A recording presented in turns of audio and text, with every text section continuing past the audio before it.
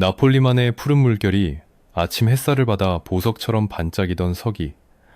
79년의 그날 아침은 제국의 번영을 상징하는 가장 완벽한 평화의 풍경으로 시작되었다.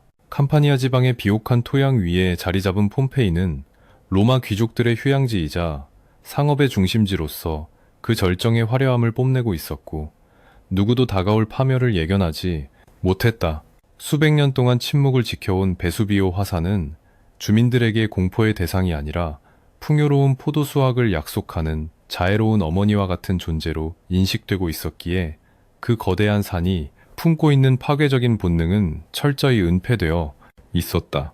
거리에는 갓 구운 빵 냄새가 진동했고, 상인들의 활기찬 외침과 마차 바퀴가 돌길을 긁는 소리가 뒤섞여 제국의 생명력을 증명하고 있었으나, 이 모든 평범한 일상이 곧 역사 속으로 사라질 마지막 순간임을 인지한 사람은 아무도 없었다. 폼페이의 비극이 더욱 극적으로 다가오는 이유는 그 도시가 당시 로마 제국이 도달한 문명의 정점을 보여주는 전시장과도 같았기 때문이며, 그들의 삶은 현대인들의 그것과 놀라울 정도로 유사했다는 점에 있다. 도시 곳곳에 설치된 공공수도관을 통해 끊임없이 맑은 물이 공급되었고, 정교하게 설계된 도로망과 배수 시스템은 로마 공학의 승리를 웅변하고 있었으며, 시민들은 안락한 삶을 당연한 권리로 누리고 있었다. 부유한 귀족들의 대저택 아트리움에서는 화려한 연회가 준비되고 있었고, 벽면을 장식한 프레스코화는 신화 속의 영웅들과 관능적인 장면들을 생생하게 묘사하고 있었으나, 이 모든 예술적 성취가 불과 몇 시간 뒤에는 뜨거운 화산재 아래 영원히 박제될 운명이었다. 우리는 이 시점에서 인간이 이룩한 문명의 견고함이 자연의 거대한 힘 앞에서는 얼마나 더덥고 취약한 것인지를 뼈저리게 목격하게 된다. 역사가들은 폼페이 시민들이 다가올 재앙을 전혀 감지하지 못했던 것은 아니라고 분석하는데, 이는 서기 62년에 발생했던 대지진이 이미 그들에게 강력한 경고를 보냈기 때문이다. 당시의 지진으로 인해 폼페이의 많은 건물이 파손되었고, 복구 작업은 운명의 날까지도 계속되고 있었으나, 사람들은 땅의 흔들림을 그저 캄파니아 지방의 흔한 자연현상 중 하나로 치부해버리는 치명적인 오류를 범했다. 인간의 심리에는 거대한 재난이나 죽음과 같은 부정적인 미래를 애써 외면하고 현재의 안정을 유지하려는 정상화 편향이 존재하며, 폼페이 시민들 또한 이러한 심리적 기제에 의해 눈앞의 위험 신호를 무시했다. 그들은 신전이 무너지고 조각상이 깨지는 징조를 보면서도 신들의 분노를 달래기 위한 제사를 지낼 뿐, 근본적인 위협인 화산의 폭발 가능성에 대해서는 과학적인 의문을 품지 않았던 것이다. 도시의 벽면마다 가득 채워진 붉은색 선거 문구들은 당시 폼페이가 얼마나 치열하고 역동적인 정치적 삶을 영위하고 있었는지를 보여주는 가장 확실한 증거물이다. 시장과 조연관을 선출하기 위한 선거철이 다가오면서 유력 가문들은 자신들의 후보를 지지해달라는 호소문을 거리 곳곳에 써붙였고, 이는 시민들의 정치적 참여의식이 매우 높았음을 시사한다. 누군가는 빵 굽는 사람들의 조합이 특정 후보를 지지한다고 적었고, 또 다른 누군가는 정직하고 청렴한 인물을 추천한다는 문구를 남겼는데, 이 생생한 낙서들은 그들이 내일도 모레도 계속될 미래를 확신하고 있었음을 역설적으로 보여준다. 권력을 향한 욕망과 더 나은 도시를 만들겠다는 시민들의 열망이 뜨겁게 달아오르던 바로 그 순간, 지하 깊은 곳에서는 마그마 챔버가 팽창하며 그들의 모든 열정을 집어삼킬 준비를 마치고 있었다. 우리가 주목해야 할 또 다른 부류는 폼페이의 경제를 밑바닥에서 지탱하고 있던 수많은 노예들이며, 그들의 노동 없이는 이 화려한 도시의 일상이 단 하루도 유지될 수 없었다. 그들은 주인집의 주방에서 불을 지피고 무거운 짐을 나르며 공중 목욕탕에서 귀족들의 몸을 닦아주는 등 도시의 가장 깊숙한 곳에서 묵묵히 자신의 역할을 수행하고 있었다. 특히 폼페이 외곽의 농장이나 시내의 세탁소인 플로니카에서 일하던 노예들은 암모니아 냄새가 진동하는 열악한 환경 속에서도 생존을 위해 치열하게 몸부림쳤으나, 역사 기록은 그들의 이름을 거의 기억하지 않는다. 화산이 폭발하는 순간 주인을 구하기 위해 목숨을 바친 노예가 있었는가 하면, 혼란을 틈타 자유를 찾아 도망치려 했던 이들도 있었을 것이기에, 그들의 마지막 선택은 인간 본성의 다양한 측면을 조명해준다. 한편 폼페이 맞은편 미세눈 고제는 로마 해군의 제독이자 당대 최고의 박물학자였던 플리니우스가 주둔하고 있었는데, 그는 이 비극의 유일하고도 가장 신뢰할 수 있는 목격자가 되었다. 그는 자연사라는 방대한 저수를 통해 우주와 자연의 이치를 탐구했던 지성인이었으나, 그조차도 베수비오 화산이 품고 있는 파괴력의 진정한 규모는 짐작하지 못하고 있었다. 운명의 날 오후, 그가 목격하게 될 소나무 모양의 거대한 구름은 그의 학문적 호기심을 자극함과 동시에 로마 제국의 가장 용감한 영웅으로서의 면모를 시험하는 최후의 무대가 될 것이었다. 플리니우스의 시선은 단순한 관찰자의 위치를 넘어 자연의 위대함과 공포를 동시에 기록하는 역사의 펜촉과도 같았으며, 그의 조카소 플리니우스가 남긴 편지는 후대에 이날의 진실을 전하는 결정적인 열쇠가 되었다. 최근의 고고학적 발견들은 폼페이의 최후가 전통적으로 알려진 8월 24일이 아니라 10월 24일일 가능성이 높다는 사실을 강력하게 뒷받침하고 있어 계절적 배경에 대한 우리의 상상력을 수정하게 만든다. 발굴된 유적에서 석류나 호두 같은 가을 작물들이 발견되었고, 화산재에 묻힌 사람들의 옷차림이 여름옷이라기에는 다소 두꺼운 양모 소재였다는 점은 그날의 날씨가 쌀쌀한 가을이었음을 시사한다. 만약 그날이 가을이었다면 포도 수확이 거의 끝나고 포도주를 담그는 작업이 한창이었을 것이며, 난방을 위해 화로를 준비하던 가정의 모습이 일상적인 풍경이었을 것이다. 계절이 언제였든 변하지 않는 사실은 차가운 가을바람이 불어오던 그 평온한 오후에 지옥의 문이 열렸다는 것이며, 계절의 변화조차도 죽음의 그림자를 막지 못했다는 점이다. 정오가 가까워지면서 폼페이의 대기는 미세하게 달라지기 시작했는데, 예민한 동물들이 먼저 이상 징후를 감지하고 불안해하는 모습을 보였다. 묶여있던 개들이 끊임없이 지저대고 새들이 떼를 지어 하늘을 날아다니는 등 자연계는 인간보다 먼저 다가올 파국을 경고하고 있었으나, 인간의 오만함은 이를 감지하지 못했다. 지하수 수위가 급격히 변하거나 우물물이 마르는 현상 또한 마그마의 상승으로 인한 지각 변동의 징후였으나, 바쁜 일상에 쫓기는 시민들에게 이러한 변화는 그저 일시적인 디각을 일으키다 불편함으로만 여겨졌을 뿐이다. 문명이라는 견고한 껍질 속에 갇힌 인간은 야생의 본능을 잃어버린 채 오직 이성과 경험에만 의존하여 상황을 판단하려 했고, 이것이 결과적으로 대피할 수 있는 골든타임을 놓치게 만든 원인이 되었다.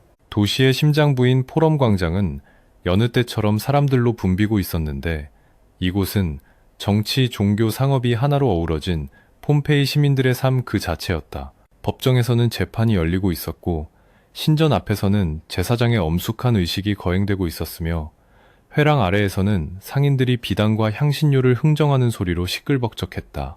이 활기찬 광장의 풍경 뒤로 거대한 베수비오 산이 병풍처럼 드리워져 있었는데, 그 산은 마치 무대 뒤에서 등장을 기다리는 비극의 주인공처럼 침묵 속에서 압력을 키워가고 있었다. 포럼을 거니는 사람들의 옷자락, 스치는 소리와 웃음소리는 폭풍전야의 고요함을 깨뜨리는 유일한 소음이었으나, 그 평화로운 소음조차 곧 거대한 굉음에 묻혀 영원히 사라질 운명이었다. 우리는 흔히 폼페이를 쾌락과 타락의 도시로 묘사하곤 하지만, 사실 그곳은 가족을 부양하고 미래를 꿈꾸며 성실하게 살아가던 평범한 사람들의 터전이었다. 유적에서 발견되는 수많은 생활용품들과 아이들의 장난감, 그리고 사랑하는 이에게 보낸 편지들은 그들이 우리와 다를 바 없는 따뜻한 감정을 지닌 인간이었음을 증명한다. 루파나르라고 불리는 유곽의 존재나 에로틱한 예술품들은 당시 로마 사회의 개방적인 성문화를 보여주는 단편일 뿐, 그것이 도시 전체의 도덕적 타락을 의미한다고 단정짓는 것은 지나친 비약이다. 오히려 그들은 가족의 안녕을 위해 신에게 기도하고 이웃과 음식을 나누며 소박한 행복을 추구하던 건강한 시민들이었기에, 그들에게 닥친 비극이 더욱 가슴 아프게 다가오는 것이다. 마침내 운명의 시간인 오후 1시 무렵, 지하 깊은 곳에서 끓어오르던 마그마가 더 이상 견디지 못하고 지표면의 뚜껑을 날려버리는 순간이 찾아왔다. 굉음과 함께 산 정상이 날아가고 거대한 화산재 기둥이 하늘로 치솟아 오르기 시작했을 때, 폼페이 시민들이 느꼈을 첫 감정은 공포라기보다는 압도적인 당혹감과 호기심이었을 것이다. 그들은 하던 일을 멈추고 하늘을 올려다보며 저 기이한 구름의 정체가 무엇인지 서로에게 물었을 것이고, 심지어는 구경을 하기 위해 거리로 쏟아져 나오기도 했다.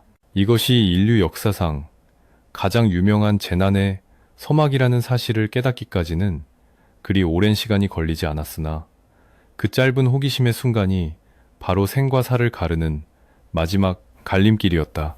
베수비오 화산의 폭발은 단순한 산의 분노가 아니라 수천 년 동안 축적된 지구 내부의 에너지가 일시에 방출되는 지질학적 사건이었다. 분화구에서 뿜어져 나온 화산재와 가스는 성층권까지 도달하며 태양을 가렸고, 대낮의 도시는 순식간에 칠흑 같은 어둠 속으로 빠져들기 시작했다. 하늘에서 떨어지는 것은 비가 아니라 뜨거운 돌과 재였으며, 아름답던 도시는 순식간에 아수라장으로 변해갔다. 이 시점부터 폼페이는 더 이상 인간의 도시가 아니라 자연의 폭력이 지배하는 통제불능의 공간으로 변모하였으며, 시민들은 문명이 제공하던 모든 보호막이 사라진 채 맨몸으로 거대한 재앙과 마주해야 했다.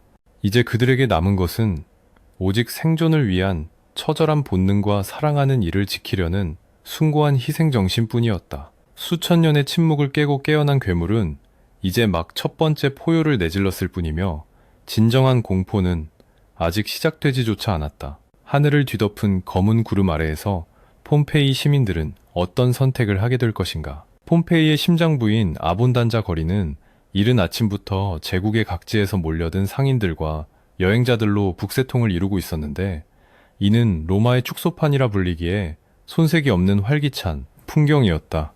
현무암으로 단단하게 포장된 도로 위에는 마차바퀴 자국이 깊게 패여 있어 오랜 세월 동안 이어진 도시의 번영을 묵묵히 증명하고 있었고, 길가에 늘어선 상점들에서는 호객, 행위가 끊이지 않았다. 상인들은 지중해 전역에서 실어온 올리브유와 와인, 그리고 이집트산 곡물을 나르느라 분주했고, 그들의 얼굴에는 제국의 시민이라는 자부심과 돈이 가져다주는 여유가 흐르고 있었다. 누구도 이 활기찬 거리가 불과 몇 시간 뒤에는 죽음의 침묵만이 감도는 유령 도시로 변하리라고는 상상조차 할 수 없었을 것이다. 항구 근처의 가룸 제조 공장에서는 생선을 발효시키는 헤렌하고 짭짤한 냄새가 진동하며 도시 전체를 감싸고 있었는데, 이 독특한 향기야말로 폼페이의 불을 상징하는 냄새였다. 로마 전역으로 수출되는 최고급 생선 소스인 가룸은 폼페이 경제를 지탱하는 핵심 동력이었으며, 이를 담은 수만 개의 암포라 항아리들이 항구 창고의 산더미처럼 쌓여 로마와 아프리카로의 출항을 기다리고 있었다. 스카우루스 같은 가룸 재벌들은 이 비릿한 액체를 통해 막대한 부를 축적했고, 그 돈으로 호화로운 저택을 짓고 정치적 영향력을 행사하며 도시의 귀족으로 군림하고 있었다. 스테파누스의 플로니카라고 불리는 대형 세탁소에서는 노예들이 거대한 수조에 들어가 맨발로 옷감을 밟으며 세탁에 열중하고 있었는데, 그들이 사용하는 세제는 다름 아닌 인간과 동물의 오줌이었다. 오줌에 포함된 암모니아 성분은 로마 시민들의 토가를 눈부시게 하얗게 표백하는 데 탁월한 효과가 있었기에 거리 곳곳에는 오줌을 수거하는 항아리가 놓여 있었고, 이는 자원의 재활용을 넘어선 경제적 가치를 창출했다. 돈에서는 냄새가 나지 않는다는 베스파시아누스 황제의 말처럼 폼페이의 경제는 가장 더러운 곳에서 피어난 부의 꽃이었으며, 노예들의 땀과 오물이 뒤섞인 노동 현장은 화려한 문명의 이면을 적나라하게 보여주었다. 도시 곳곳에 자리 잡은 제과점에서는 당나귀들이 눈가리개를 한 채 거대한 화산석 맷돌을 돌리며 밀가루를 빻고 있었고, 화덕에서는 둥근 모양의 빵이 쉴 새 없이 구워져 나오고 있었다. 훗날 화산재 속에서 탄화된 채 발견된 80개가 넘는 빵 덩어리들은 당시 제과점의 대량 생산 시스템이 얼마나 효율적이었는지를 보여주는 결정적인 증거이며, 폼페이 시민들은 매일 신선한 빵을 공급받는 풍요로운 식생활을 영위하고 있었다. 빵에는 제과점 주인의 도장이 찍혀 있어 품질을 보증했고, 빈민들에게는 빵이 무상으로 배급되기도 했는데, 이는 로마 제국 특유의 빵과 서커스 정책이 지방 도시까지 깊숙이 침투해 있었음을 시사한다. 아우구스투스 황제 시대에 건설된 웅장한 수도교를 통해 세리노 산맥의 맑은 물이 끊임없이 도시로 유입되고 있었으며, 이는 카스텔룸 아쿠아에라고 불리는 분배 탱크를 통해 도시 구석구석으로 퍼져나갔다. 납으로 만든 정교한 수도관은 부유한 저택의 개인 욕실은 물론 거리의 공공분수대까지 거미줄처럼 연결되어 있었는데, 이러한 수리시설의 완비는 로마인들이 자연을 정복하고 통제할 수 있다는 오만한 자신감을 갖게 만든 기술적 토대였다. 물은 언제나 풍족하게 흘렀고 시민들은 흐르는 물소리를 들으며 로마의 기술력이 영원히 자신들을 보호해 줄 것이라 맹신하고 있었다. 오후가 되면 시민들은 스타비아 목욕탕으로 몰려들어 하루의 피로를 씻어내곤 했는데, 이곳은 단순한 위생시설을 넘어 사교와 비즈니스가 이루어지는 정보의 집산지이자 쾌락의 전당이었다. 바닥 밑으로 뜨거운 공기를 순환시키는 하이포코스트 난방 시스템은 로마 건축 공학의 정수를 보여주는 것으로, 시민들은 뜨거운 칼다리움과 차가운 프리기다리움을 오가며 제국, 시민으로서의 특권을 온몸으로 만끽했다. 벌거벗은 채 땀을 흘리며 정치를 논하고 사업을 구상하던 그들의 육체는 곧 뜨거운 화산재 속에서 영원히 굳어버릴 운명이었지만, 그 순간만큼은 세상 부러울 것 없는 여유를 즐기고 있었다. 폼페이의 사회 구조는 파트론과 클리엔테스라는 후원자와 피후원자 관계로 촘촘하게 엮여 있었으며, 이는 도시의 질서를 유지하는 보이지 않는 끈과도 같았다.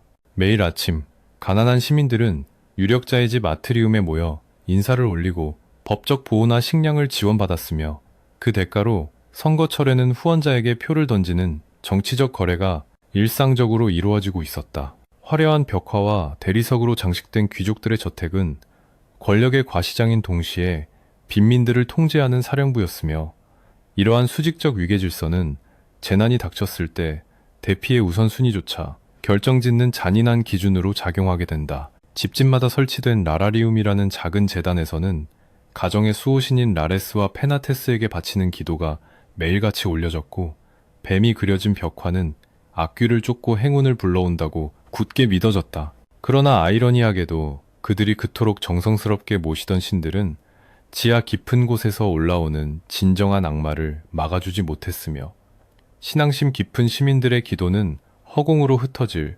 운명이었다. 그들은 신의 가호가 자신들의 집과 가족을 지켜줄 것이라 믿으며 제단 앞에 꽃과 음식을 바쳤지만, 자연의 분노 앞에서는 신들조차 침묵할 수밖에 없었다. 시선을 돌려 나폴리만 건너편의 미세눔 군항을 살펴보면 그곳에는 로마 제국 해군의 주력 함대가 정박해 있었고, 그 지휘권은 위대한 학자이자 군인인 데플리니우스에게 있었다. 그는 박물지라는 방대한 백과사전을 집필하며 우주의 모든 지식을 집대성하려는 야망을 가진 지성인이었으나, 정작 눈앞에 베수비오 화산이 품고 있는 치명적인 비밀에 대해서는 침묵하고 있었다. 그의 존재는 이 비극적인 드라마에서 이성과 과학을 대변하는 캐릭터이지만, 자연의 압도적인 힘 앞에서는 인간의 지식조차 얼마나 무력한 것인지를 보여주는 상징적인 인물이기도 하다. 그의 조카인 소플리니우스는 삼촌의 서재에서 리비우스의 역사서를 공부하며 미래의 정치가를 꿈꾸고 있었는데, 훗날 그가 친구 타키투스에게 보낸 2통의 편지가 없었다면 폼페이의 최후는 전설 속의 이야기로만 남았을지도 모른다. 청년은 창문 너머로 보이는 평온한 바다와 산을 바라보며 로마의 평화가 영원할 것이라 믿었겠지만, 그 평화는 이미 카운트다운에 들어간 시한폭탄과도 같았으며, 그는 곧 인류 역사상 가장 끔찍한 장면을 목격하게 될 운명이었다. 소년의 눈에 비친 세상은 아름다웠지만, 그 아름다움은 파멸 직전의 마지막 불꽃과도 같은 찰나의 환영이었다. 부유한 해방 노예 출신인 베티 형제의 저택은 폼페이의 신흥 부유층이 얼마나 화려하고 사치스러운 삶을 살았는지를 보여주는 척도였으며, 그들의 집 입구에 있는 프리아푸스 신상은 부와 풍요를 노골적으로 과시하고 있었다. 귀족보다 더 귀족 같은 삶을 누리던 그들은 돈으로 신분적 한계를 뛰어넘으려 했으나, 다가오는 화산재 앞에서는 귀족도 노예도 모두 평등한 희생자가 될 뿐이라는 냉혹한 진실을 그들은 아직 알지 못했다. 금화가 가득 든 금고를 지키려다 탈출 시기를 놓친 수많은 부자들의 유해는 물질에 대한 집착이 얼마나 허망한 것인지를 웅변하고 있다. 도시 외곽에 위치한 원형 경기장은 2만 명 이상의 관중을 수용할 수 있는 거대한 규모를 자랑했고, 검투사들의 피 튀기는 대결은 시민들에게 최고의 엔터테인먼트를 제공했다. 서기 59년에 발생했던 누케리아인들과의 유혈 난투극 사건으로 인해 한때 경기장이 폐쇄되기도 했으나 피를 갈망하는 군중의 욕구는 식을 줄 몰랐고, 검투사들의 숙소에서는 승리의 꿈과 죽음의 공포가 공존하고 있었다. 경기장의 모래 위에서 흘려진 피는 곧 하늘에서 쏟아지는 불에 비해 씻겨 내려갈 것이며, 관중석을 가득 메웠던 함성은 비명으로 바뀌어 메아리 칠 것이다. 정오가 지나면서 미세한 진동이 다시 한번 도시를 훑고 지나갔는데, 진열장에 놓인 유리잔들이 부딪히며 맑은 소리를 냈고, 식탁 위에 포도주가 물결치며 쏟아졌다. 사람들은 잠시 하던 일을 멈추고 서로를 쳐다보았지만 곧 또 지진이네.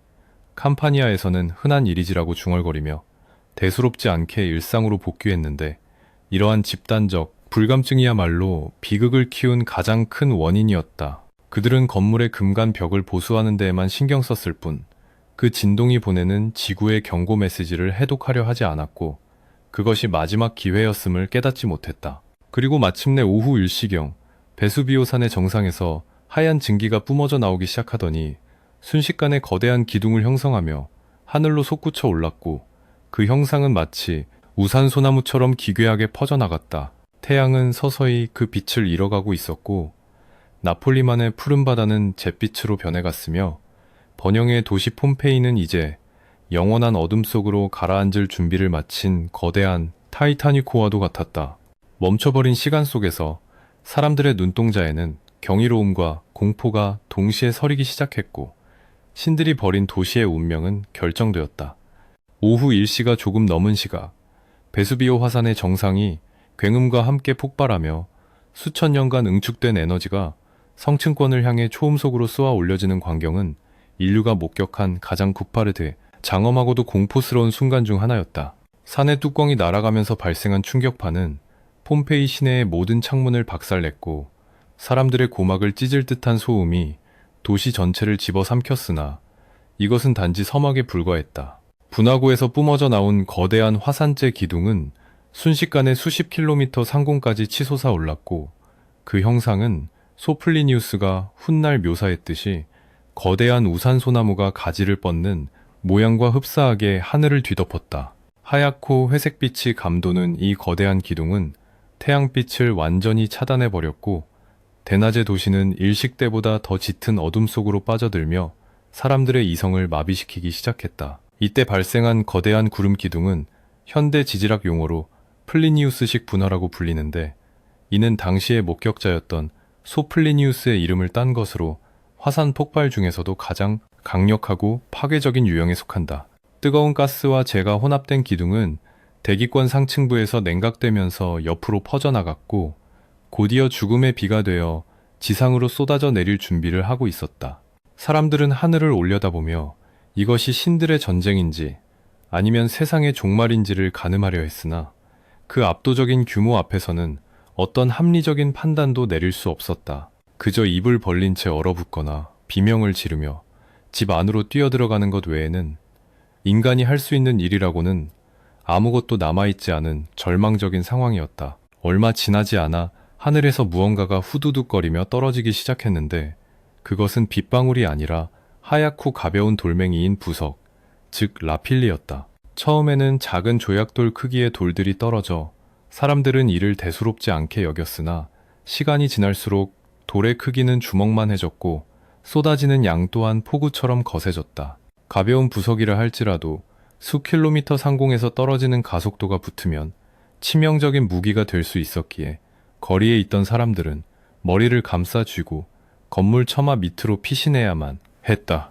바닥에 떨어진 부석들은 빠르게 쌓여가며 도로를 덮었고 사람들의 발목을 잡았으며, 도시는 서서히 회색빛 무덤 속으로 파묻히기 시작했다. 미세눔 해군 기지에 있던 데플리니우스는 목욕을 마치고 점심을 먹다가 이 기이한 구름을 목격하고는 학자로서의 호기심을 억누르지 못하고 즉시 쾌속선을 준비하라고 명령했다. 그는 높은 곳에 올라가 이 현상을 더 자세히 관찰하려 했으나, 그때 화산 기슭에 살던 친구 렉티나로부터 다급한 구조 요청 편지를 받게 되었다. 그녀의 집은 산 밑에 있어 배를 통하지 않고는 탈출할 길이 막혀 있었기에 플리니우스의 호기심은 순식간에 로마 제독으로서의 의무감으로 바뀌었다. 그는 운명은 용기 있는 자를 돕는다라는 유명한 말을 남기고 사단 노겔리선 함대에게 추락 명령을 내렸는데, 이는 죽음을 향해 스스로 걸어 들어가는 영웅적인 결단이자 무모한 도박이었다. 플리니우스의 함대가 폼페이와 헤르쿨라네움 쪽으로 접근할수록 상황은 악화되어 배 위로 뜨거운 재와 검게 탄 돌들이 쏟아져 내리기 시작했다. 수심이 얕아지고 화산에서 굴러떨어진 암석들이 해안가를 막고 있어 배를 댈 수 없는 상황이 되자 조타수는 회항할 것을 건의했으나 플리니우스는 이를 단호히 거절하고 친구 폼포니아누스가 있는 스타비아이로 뱃머리를 돌렸다. 다른 사람들은 필사적으로 그곳을 탈출하려 하는데 오직 그만이 위험의 중심부로 파고들고 있었으니 그의 모습은 자연의 공포에 맞서는 인간의 존엄성을 상징적으로 보여주었다. 그는 두려움에 떨고 있는 친구들을 안심시키기 위해 태연하게 목욕을 하고 저녁 식사를 즐기는 척 했으나 그의 내면 또한 죽음의 그림자를 감지하고 있었을 것이다. 한편 폼페이 시내의 상황은 아비규환 그 자체였는데 계속해서 쏟아지는 부석과 화산재로 인해 건물의 지붕들이 무게를 이기지 못하고 무너져 내리기 시작했다. 당시 로마의 평평한 지붕 구조는 눈이나 비를 견디도록 설계되었지. 수톤에 달하는 돌덩이의 무게를 버틸 수는 없었기에 집 안에 숨어있던 많은 사람들이 그대로 매몰되어 압사당하는 비극이 발생했다. 집 안에 머무는 것도 위험하고 밖으로 나가면 쏟아지는 돌세례를 맞아야 하는 진퇴양난의 상황 속에서 사람들은 베개나 방석을 끈으로 머리에 묶고 거리로 뛰쳐나오는 선택을 하기 시작했다. 칠흑 같은 어둠 속에서 등불의 의지에 비틀거리는 그들의 행렬은 마치 지옥을 헤매는 망자들의 행진처럼 기괴하고 처절해 보였다. 대기 중에는 유황가스 냄새가 진동하여 숨을 쉴 때마다 폐가 타들어가는 듯한 고통을 주었고 눈을 뜰 수 없을 만큼 자욱한 먼지가 시야를 가렸다. 아이들은 부모의 손을 놓칠까봐 필사적으로 매달렸고 주인과 노예의 구분은 생존이라는 절대적인 명제 앞에서 무의미해져 버렸다. 어떤 이들은 보석과 금화를 챙기느라 지체했고 어떤 이들은 거동이 불편한 노부모를 업고 가느라 속도를 내지 못했는데 이 찰나의 지체와 망설임이 곧 삶과 죽음을 가르는 결정적인 요인이 되었다. 거리에는 이미 쓰러진 사람들의 시신이 쌓이기 시작했고 그 위로 하얀 부석이 눈처럼 덮이며 죽음의 흔적을 지워나가고 있었다. 화산 폭발과 함께 지진이 동반되면서 건물들이 붕괴되고 기둥이 쓰러지는 소리가 끊이지 않았는데 이는 마치 거인들이 도시를 발로 짓밟는 듯한 공포를 자아냈다. 신전의 신상들이 바닥으로 곤두박질치고 제단이 부서지는 모습을 보며 사람들은 신들이 자신들을 버렸거나 아니면 신들조차 죽었을지도 모른다는 절망감에 사로잡혔다. 로마인들이 그토록 자랑하던 문명의 이기인 수도관은 끊어졌고 도로망은 마비되었으며 견고한 성벽은 더 이상 그들을 보호해주지 못하는 무용지물이 되어버렸다. 오직 자연의 무자비한 폭력만이 그 공간을 지배하고 있었고 인간은 그저 나약한 단백질 덩어리에 불과했다. 시간이 지날수록 화산재 기둥은 점점 더 불안정해지기 시작했는데 이는 분출의 에너지가 한계점에 도달하고 있음을 알리는 신호였다. 대기 중으로 솟구쳤던 무거운 입자들이 중력에 의해 다시 지상으로 낙하하려는 움직임을 보이며 기둥의 아랫부분이 흔들리기 시작했고 이는 곧 들이닥칠 더 큰 재앙인 화쇄류의 전조였다. 하지만 폼페이 시민들은 아직 뜨거운 가스 폭풍이 산비탈을 타고 내려올 것이라는 사실은 꿈에도 모른 채 그저 돌비가 그치기만을 간절히 기도하고 있었다. 그들의 기도는 허공에서 흩어졌고 베수비오산은 마지막 일격을 준비하며 잠시 숨을 고르는 듯한 불길한 침묵을 유지하기도 했다. 스타비아이 해안에 도착한 데플리니우스는 바람의 방향이 바뀌기를 기다리며 해변에 자리를 잡았으나 거친 파도와 역풍은 그들의 탈출을 허용하지 않았고 상황은 절망적으로 변해가고 있었다. 그는 해변에 천을 깔고 누워 차가운 물을 청해 마시며 호흡 곤란을 호소했는데 이는 유독 가스와 화산재가 이미 그곳까지 도달했음을 의미했다. 위대한 학자의 최후가 다가오고 있었음에도 그는 동요하지 않고 주변 사람들을 독려하며 마지막까지 리더로서의 품위를 잃지 않으려 노력했다. 그의 죽음은 단순한 희생이 아니라 지식과 용기를 추구했던 한 인간의 숭고한 마침표였으며 그의 시신은 훗날 마치 잠든 것처럼 평온한 모습으로 발견되었다고 전해진다. 밤이 깊어지면서 폼페이는 세상과 완전히 단절된 고립무원의 섬이 되었고 횃불 없이는 한 치 앞도 분간할 수 없는 짙은 어둠이 지배했다. 간헐적으로 번쩍이는 화산 번개만이 붉게 물든 하늘을 가르며 공포스러운 풍경을 비추었고 그럴 때마다 사람들의 비명소리가 더욱 높아졌다. 건물 안에 갇힌 사람들은 문이 화산재에 막혀 열리지 않는다는 사실을 깨닫고 공포에 질려 문을 두드렸으나 밖에서 그들을 구해줄 사람은 아무도 없었다. 갇힌 공간 안에서 산소는 희박해져 갔고 유황 냄새는 짙어졌으며 그들은 서서히 다가오는 죽음을 맞이하며 서로를 끌어안고 흐느꼈다. 거리에는 도망치다 넘어진 말들이 고통스럽게 울부짖고 있었고 주인 잃은 개들이 미친 듯이 짖어대며 혼란을 가중시켰다. 어떤 부유한 상인은 금고를 끌어안고 지하실로 숨어들었고 어떤 가족은 식탁 밑에 옹기종기 모여 앉아 서로의 체온에 의지했으나 이 모든 선택은 결과적으로 죽음의 형태만을 다르게 할 뿐이었다. 지하실은 질식의 무덤이 되었고 식탁 밑은 압사의 현장이 되었으며 거리에서 도망치던 이들은 날아오는 돌에 맞아 쓰러졌다. 어디에도 안전한 곳은 없었으며 폼페이 전체가 거대한 처형장으로 변해버린 밤이었다. 이 혼란 속에서도 인간애가 빛나는 순간들이 있었는데 한 노예는 주인의 아이를 끝까지 보호하기 위해 자신의 몸으로 아이를 덮고 있었고 늙은 부부는 서로의 손을 놓지 않은 채 운명을 받아들이고 있었다. 극한의 공포는 인간의 가장 추악한 본성을 드러내기도 하지만 동시에 가장 숭고한 사랑을 증명하기도 한다는 사실을 폼페이의 최후는 보여주고 있다. 화산재 속에 영원히 박제된 그들의 마지막 자세는 그들이 누구를 사랑했고 무엇을 지키려 했는지를 말해주는 무언의 유언장과도 같았다. 이제 베수비오 산의 분화 기둥이 붕괴될 임계점이 다가오고 있었고 중력의 법칙에 따라 수백만 톤의 뜨거운 가스와 암석들이 지상으로 쏟아져 내릴 준비를 마쳤다. 하늘을 지탱하던 기둥이 무너지는 순간 폼페이는 돌비가 아닌 섭씨 500도가 넘는 열폭풍의 직격탄을 맞게 될 것이며 이는 살아있는 모든 것을 순식간에 태워버리는 지옥의 불길이 될 것이다. 폼페이 시민들에게 남은 시간은 얼마 없었으며 그들은 이제 인류 역사상 가장 고통스럽고도 극적인 최후의 순간을 맞이할 운명 앞에 서 있었다. 운명의 날 밤이 지나고 이튿날 아침이 밝아올 무렵 베수비오 화산은 그동안 하늘을 향해 곧게 뻗어 올렸던 거대한 화산재 기둥을 더 이상 지탱할 수 없는 한계점에 도달하게 되었다. 중력의 법칙이 연력학적 에너지를 압도하는 순간 하늘 높이 치솟았던 수백만 톤의 암석과 가스 혼합물은 자체 무게를 이기지 못하고 무너져 내리기 시작했다. 현대 화산학에서 컬럼 붕괴라고 부르는 이 현상은 수직으로 솟구치던 에너지를 수평으로 전환시켜 산비탈을 타고 내려오는 죽음의 급류를 만들어냈는데 이것이 바로 폼페이를 최후의 파멸로 몰고 간 화쇄류였다.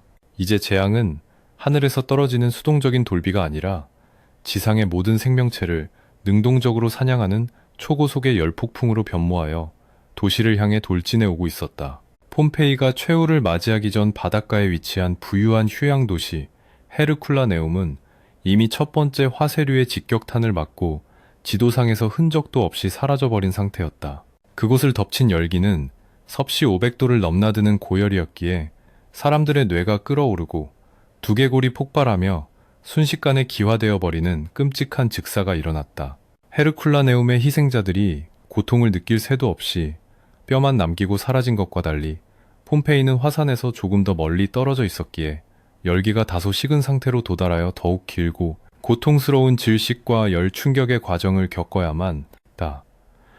두 도시의 서로 다른 죽음의 양상은 화산이 거리에 따라 얼마나 다양하고 잔혹한 방식으로 생명을 거두어갈 수 있는지를 보여주는 비극적인 대조 사례다. 폼페이에서는 새벽녘이 되자 끊임없이 쏟아지던 부석의 비가 갑자기 멈추었는데 칠흑 같은 어둠 속에 갇혀있던 생존자들에게 이정적인 구원이 찾아왔다는 잘못된 희망을 심어주었다. 지하실이나 튼튼한 아치 밑에서 밤을 지새운 사람들은 이제 최악의 상황은 지나갔다고 믿으며 조심스럽게 거리로 나오거나 탈출을 준비하기 시작했다. 그러나 이 불길한 고요함은 폭풍이 몰아치기 직전의 전조였으며 산이 마지막 숨을 고르며 처형 집행을 준비하는 찰나의 휴식에 불과했다는 사실을 그들은 알지 못했다. 희망이 절망으로 바뀌는 것은 한순간이었고 그들이 안도의 한숨을 내쉬려는 찰나 산 정상에서는 이전과는 비교할 수 없는 묵직한 굉음이 다시 울려 퍼지기 시작했다.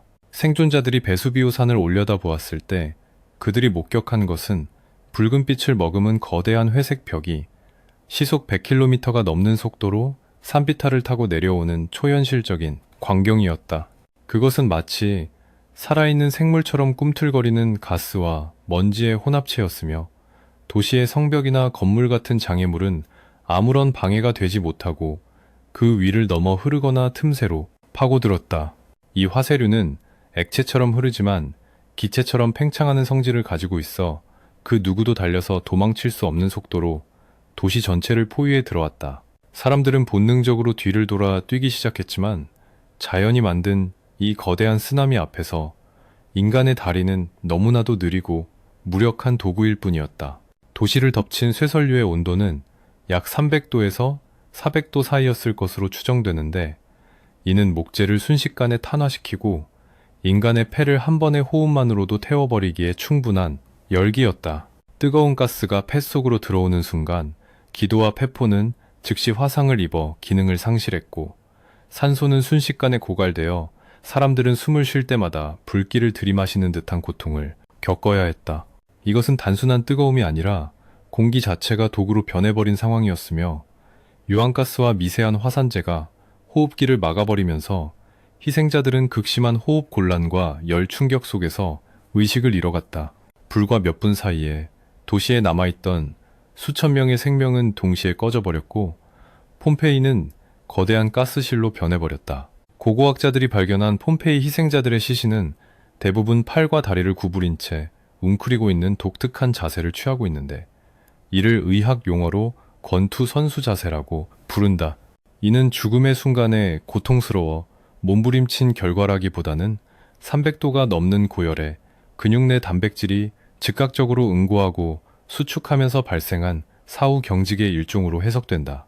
이 자세는 그들의 최후가 매우 급박하게 닥쳐왔음을 시사하며 뇌가 고통을 완전히 인지하기도 전에 열 충격으로 인해 생명 활동이 정지되었을 가능성을 보여준다.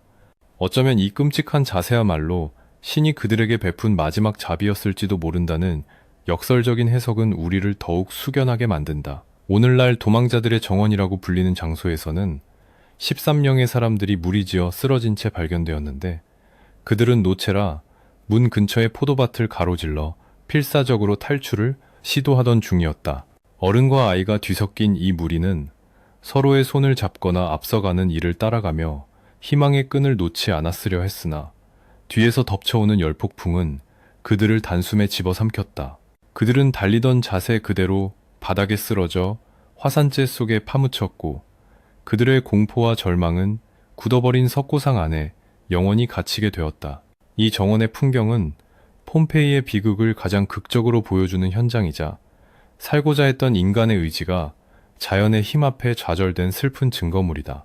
수많은 희생자들 중에서도 어린아이를 자신의 몸으로 감싸 안고 엎드려 있는 어머니의 모습은 보는 이들의 가슴을 가장 아프게 하는 장면 중 하나로 꼽힌다. 그녀는 뜨거운 재와 가스가 쏟아지는 지옥 같은 상황에서도 자신의 생존보다는 아이를 보호하려는 모성애를 본능적으로 발휘하여 등을 구부려 작은 공간을 만들어주려 했다. 비록 그 숭고한 희생도 아이의 죽음을 막지는 못했지만 그녀의 자세는 인간이 극한의 공포 속에서도 사랑이라는 가치를 잃지 않았음을 증명하는 영원한 기념비가 되었다. 화산재는 그녀의 육체는 태워 없앴지만 그녀가 마지막 순간에 보여준 사랑의 형태는 2000년이 지난 지금까지도 선명하게 남아 우리에게 전해지고 있다. 부유함의 상징이었던 메난드로스의 저택 안에서도 화려한 장신구와 은식기들을 챙기느라 탈출 타이밍을 놓친 사람들이 복도에서 쓰러진 채 발견되었다. 그들은 견고한 저택의 벽이 자신들을 지켜줄 것이라 믿었거나 재물이 주는 안락함에 미련을 두었을지 모르나 화쇄류는 부자와 빈자를 구별하지 않고 평등하게 들이닥쳤다. 그들의 곁에 흩어진 금화와 보석들은 숨막히는 열기 속에서 단 한 모금의 맑은 공기와도 바꿀 수 없는 무용지물이었으며, 이는 물질에 대한 인간의 집착이 죽음 앞에서는 얼마나 허무한 것인지를 냉소적으로 보여준다. 폼페이의 최후는 계급과 빈부의 격차를 지워버리고 모든 인간을 그저 나약한 유기체로 돌려놓는 절대적인 평등의 순간이었다. 네 번째와 다섯 번째, 그리고 여섯 번째 화쇄류가 연이어 도시를 덮치면서 폼페이는 건물의 2층 높이까지 화산재와 암석으로 완전히 매립되기 시작했다. 솟아있던 지붕들과 기둥들은 회색 파도 아래 잠겨버렸고, 한때 번영을 자랑하던 도시의 윤곽은 지형도에서 완전히 지워져 평평한 황무지로 변해갔다. 이 과정은 단순한 파괴를 넘어선 삭제에 가까웠으며, 도시는 마치 처음부터 존재하지 않았던 것처럼 두꺼운 화산 퇴적물 아래 깊숙이 봉인되었다. 거리의 소음도, 시장의 활기도, 사람들의 비명도 모두 잿빛 침묵 속으로 빨려 들어갔고, 그 위로 다시 하얀 재가 눈처럼 쌓이며 거대한 무덤을 완성해 나갔다. 도시 성벽 밖에 위치해 있던 신비의 저택 역시 화쇄류의 거대한 흐름을 피하지 못했는데, 이곳의 아름다운 디오니소스 의식 벽화들은 아이러니하게도 도시를 파괴한 바로 그 화산재 덕분에 보존되었다. 밀교 의식에 참여한 입문자들을 묘사한 생생한 그림들은 들이닥친 어둠 속에서 영원히 멈춰섰고, 그들의 신비로운 눈빛은 다가오는 파멸을 응시하는 듯한 기묘한 분위기를 자아낸다. 화산재는 저택의 주인과 하인들은 죽였지만, 그들이 벽에 남긴 예수로는 진공 상태로 포장하여 미래로 배달하는 역할을 수행했으니, 파괴와 보존은 동전의 양면처럼 함께 작동했다. 바다 건너 미세눔에서 이 모든 과정을 지켜보던 소 플리니우스는 검은 구름이 바다를 건너 자신들이 있는 곳까지 쫓아오는 공포를 생생하게 기록으로 남겼다. 그는 당시의 어둠을 달이 없는 밤의 어두움이 아니라 밀폐된 방에서 등불이 꺼졌을 때의 완벽한 흑암이라고 묘사하며 사람들이 느꼈던 심리적 공포를 전달했다. 멀리 떨어진 곳에서도 숨을 쉬기 힘들 정도의 재가 날아왔고, 사람들은 세상에 종말이 왔다고 믿으며 울부짖었는데, 이는 폼페이 내부의 상황이 얼마나 지옥 같았을지를 간접적으로 짐작케 한다. 그의 기록은 단순한 관찰일지를 넘어 인류가 공유하는 재난의 기억이자 자연에 대한 경외심을 일깨우는 텍스트가 되었다. 모든 분출이 끝나고 베수비오 산이 다시 잠들었을 때 캄파니아 지방에는 죽음보다 더 무거운 침묵만이 감돌고 있었고, 태양은 뿌연 먼지 구름 뒤에서 힘겹게 빛을 비추고 있었다.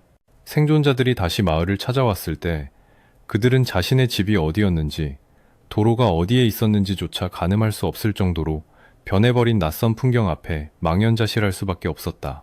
기름진 포도밭과 화려한 도시는 온데간데 없고, 오직 회색빛 사막만이 끝없이 펼쳐져 있었으니 그것은 문명의 완전한 종언을 고하는 풍경이었다. 살아남은 자들은 폐허 위에서 눈물을 흘리며 떠나야 했고, 폼페이라는 이름은 사람들의 기억 속에서 서서히 잊혀져 전설 속의 도시로 남게 되었다. 이제 폼페이는 거대한 지하 납골당이 되어 1700년이라는 긴 잠에 빠져들게 되었으며, 그 안의 시간은 서기 79년의 어느 가을날에 영원히 고정되었다.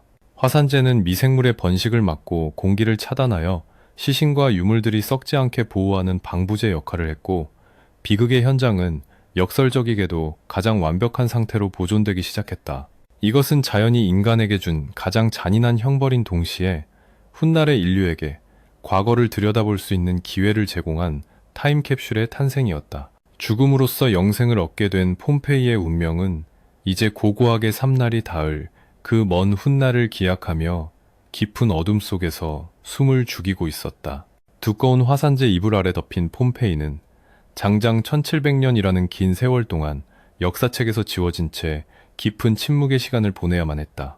생존자들이 떠난 자리에 다시 풀이 자라고 포도나무가 뿌리를 내리면서 그곳에 한때 화려한 문명이 존재했다는 사실은 인근 주민들의 전설 속 이야기로만 희미하게 전해질 뿐이었다. 사람들은 그 지역을 단순히 치비타, 즉 도시라고 불렀지만, 땅 밑에 거대한 원형 경기장과 신전, 그리고 수천 명의 시신이 잠들어 있다는 사실을 아는 이는 아무도 없었다. 로마 제국이 멸망하고 중세의 암흑기가 지나 르네상스가 도래할 때까지 베수비오 화산은 자신의 범죄 현장을 완벽하게 은폐한 채 묵묵히 캄파니아의 평원을 내려다보고 있었으며 이것은 망각이라는 이름의 두 번째 매장이었다. 16세기 말수로 공사를 하던 건축가 도메니코 폰타나에 의해 우연히 고대의 비문과 벽화가 발견되었을 때 폼페이는 세상 밖으로 나올 첫 번째 기회를 맞이했었다. 그러나 당시의 엄격한 가톨릭 윤리관을 가진 사람들의 눈에 폼페이의 적나라하고 관능적인 예술품들은 받아들이기 힘든 타락의 증거로 비쳤을 가능성이 크다. 폰타나는 발견된 유적을 다시 흙으로 덮어버리는 결정을 내렸고 이로 인해 폼페이의 잠은 150년이나 더 연장되어야만 했으니 이는 도덕적 검열이 고고학적 진실을 덮어버린 아이러니한 사건이었다. 진정한 의미의 발굴은 18세기에 이르러 나폴리 국왕 카를로 3세의 주도로 시작되었으나 초기 발굴은 학술적 연구라기보다는 왕실의 장식품을 찾기 위한 보물 사냥에 가까웠다. 초기의 발굴자들은 벽화를 뜯어내고 조각상을 반출하는 과정에서 귀중한 유적들을 무참히 파괴했으며 그들에게 폼페이는 지식을 위한 탐구 대상이 아니라 금광과 다를 바 없었다. 그들은 건물의 구조나 유물의 배치 상태를 기록하는 데는 관심이 없었고 오직 눈에 보이는 화려한 물건들만을 탐욕스럽게 걷어갔기에 우리는 초기 발굴 과정에서 수많은 역사적 맥락을 영구히 상실하고 말았다. 그러나 1860년 이탈리아가 통일되고 주세페 피오렐리가 발굴 책임자로 임명되면서 폼페이의 운명은 획기적인 전환점을 맞이하게 된다. 그는 구역을 체계적으로 나누고 상부에서 하부로 조심스럽게 파들어가는 현대적 발굴 기법을 도입함으로써 약탈이 아닌 보존의 역사를 새로 쓰기 시작했다. 피오렐리의 가장 위대한 업적은 화산재층 속에서 발견되는 기이한 빈 공간들의 정체를 밝혀내고 그것을 시각화하는 방법을 고안해낸 것이다. 발굴 인부들은 종종 단단하게 굳은 화산재층 사이에서 텅 빈 구멍을 발견하곤 했는데 피오렐리는 이 구멍이 단순한 빈 공간이 아니라 육체가 썩어 없어지고 남은 죽음의 거푸집이라는 사실을 직감했다. 그는 그 구멍 안에 석고 반죽을 조심스럽게 부어넣고 굳기를 기다린 뒤 주변의 흙을 털어내는 획기적인 시도를 감행했다. 그러자 놀랍게도 그 안에서 2000년 전 죽어간 사람들의 모습이 생생하게 되살아나기 시작했으니 이것이 바로 폼페이의 유령이라 불리는 석고상 캐스트의 탄생이었다. 석고를 통해 부활한 형상들은 단순한 해골이 보여줄 수 없는 인간적인 디테일을 충격적일 만큼 선명하게 드러내어 전 세계를 경악하게 만들었다. 옷주름의 미세한 곡선과 끈 샌들의 매듭, 그리고 고통에 일그러진 표정과 팽팽하게 굳은 근육까지 모든 것이 그날의 시간 속에 멈춰 있었다. 우리는 비로소 문헌 속의 막연한 희생자가 아니라 공포에 떨며 웅크린 한 인간을 마주하게 되었으며 그들의 모습은 보는 이들로 하여금 시공간을 초월한 강렬한 연민과 슬픔을 느끼게 했다. 이것은 고고학이 도달할 수 있는 가장 감성적인 영역이자 과학기술이 죽음의 허물을 예술적으로 승화시킨 기적 같은 순간이었다. 피오렐리의 기법 덕분에 우리는 폼페이 시민들이 최후의 순간에 어떤 옷을 입고 있었으며 누구와 함께 있었고 어떤 자세로 죽음을 맞이했는지를 정확하게 알 수 있게 되었다. 입과 코를 막고 질식의 고통을 참아내는 남자와 서로를 끌어안고 있는 연인들, 그리고 뱃속의 아이를 보호하려 했던 임산부의 모습은 그 어떤 역사서보다 강력한 호소력을 지닌다. 이 석고상들은 그들이 우리와 똑같이 숨쉬고 사랑하고 두려워했던 존재들이었음을 웅변하고 있으며 죽음 앞에서는 황제나 노예나 모두가 나약한 인간일 뿐이라는 평등의 진리를 묵시적으로 보여준다. 텅 빈 공간에 채워진 하얀 석고는 사라진 생명을 대신하여 그들의 마지막 절규를 영원히 굳혀놓았다. 현대 과학기술의 발달은 이 석고상들 내부를 들여다볼 수 있게 해주어 폼페이 시민들의 삶에 대한 더욱 구체적인 정보를 제공하고 있다. CT 스캔을 통해 석고 안에 남아있는 뼈와 치아 상태를 분석한 결과 그들의 영양 상태가 매우 양호했으며 현대인과 유사한 질병을 앓고 있었다는 사실이 밝혀졌다. 충치가 있는 아이나 관절염을 앓던 노인의 뼈는 그들이 전설 속의 영웅이 아니라 매일매일의 삶을 치열하게 살아가던 생활인이었음을 증명한다. 또한 DNA 분석 기술은 흩어진 가족들의 관계를 재구성하고 그들의 유전적 기원을 추적함으로써 로마 제국의 다인종적 특성을 밝혀내는데 기여하고 있다. 폼페이가 우리에게 주는 진정한 가치는 죽음의 기록뿐만 아니라 그들이 남긴 삶의 흔적들이 고스란히 보존되어 있다는 타임캡슐로서의 성격에 있다. 화덕 안에는 그날 아침 구워진 빵이 탄화된 채 그대로 남아있고, 식탁 위에는 먹다 남은 계란과 견과류가 놓여 있으며, 술집 벽에는 외상값을 적어놓은 낙서가 선명하다. 나는 이곳에 왔다 간다라거나 사랑을 고백하는 지극히 사적인 낙서들은 2000년이라는 시간의 장벽을 허물고 그들의 숨결을 우리 곁으로 불러온다.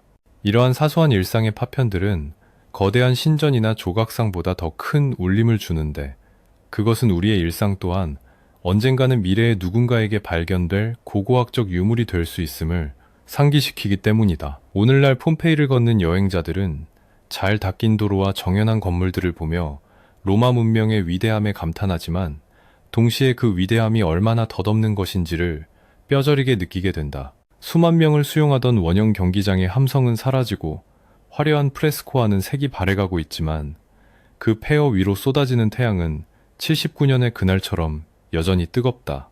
관광객들의 소란스러운 발걸음 사이로 가끔씩 불어오는 바람 소리는 마치 그날 죽어간 영혼들의 속삭임처럼 들리기도 하며, 베수비오 산은 그 모든 풍경을 배경으로 여전히 침묵의 감시자처럼 서 있다.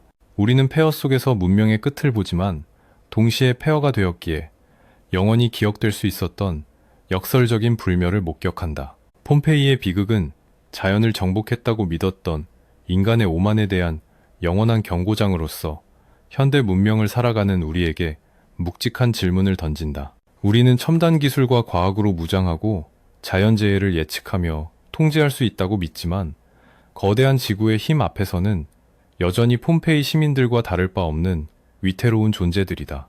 기후변화와 전염병, 그리고 예기치 못한 재난들이 끊임없이 우리를 위협하는 지금, 폼페이의 교훈은 과거의 이야기가 아니라 현재 진행형의 경고로 다가온다. 그들이 남긴 유산은 화려한 건축물이 아니라 메멘토 모리, 즉 죽음을 기억하라는 라틴어 경고 그 자체이며, 오늘이라는 시간이 얼마나 소중한 선물인지를 일깨워준다. 이제 우리의 여정을 마무리하며 다시 한번 폼페이의 쓸쓸한 거리에 서서 저 멀리 보이는 베수비오 산을 바라본다. 산은 언제 그랬냐는 듯 평화로운 능선을 보여주고 있지만, 그 땅 밑에서는 여전히 뜨거운 마그마가 숨쉬고 있다는 사실을 우리는 알고 있다. 석고상으로 남은 사람들은 말이 없지만, 그들의 굳어버린 몸짓은 우리에게 현재를 살라고 카르페 디엠을 외치고 있는지도 모른다. 내일 어떤 재앙이 닥칠지 알 수 없는 운명 속에서도 서로 사랑하고 빵을 굽고 포도주를 마시며 하루를 충실히 살아내는 것, 그것만이 유한한 인간이 무한한 시간과 대결할 수 있는 유일한 방법일 것이다. 어둠이 내리는 폼페이 유적지 위로 별들이 하나둘 떠오르면 낮 동안의 소음은 사라지고 다시금 태고의 정적이 찾아와 도시를 감싼다. 2000년 전 그날 밤처럼 별들은 무심하게 빛나고 있지만, 이제 그 아래에는 공포에 떠는 사람들 대신 그들을 기억하려는 후세의 시선들이 머물고 있다. 잿더미 속에서 피어난 폼페이라는 꽃은 시들지 않는 화석이 되어 인류의 가슴 속에 영원히 피어 있을 것이며, 우리는 그 꽃을 보며 삶의 찬란함과 덧없음을 동시에 배운다. 역사는 돌에 새겨진 기록이 아니라 기억하는 이들의 마음속에서 흐르는 강물과 같기에, 폼페이의 이야기는 끝나지 않고 우리 안에서 계속될 것이다. 에필로그 이필로그 수천 년 후의 어느 날, 또 다른 문명의 탐험가가 우리의 도시를 발굴하게 된다면 그들은 우리의 무엇을 보고 우리를 기억하게 될까? 손에 쥔 스마트폰일까? 아니면 사랑하는 사람과 찍은 빛바랜 사진 한 장일까?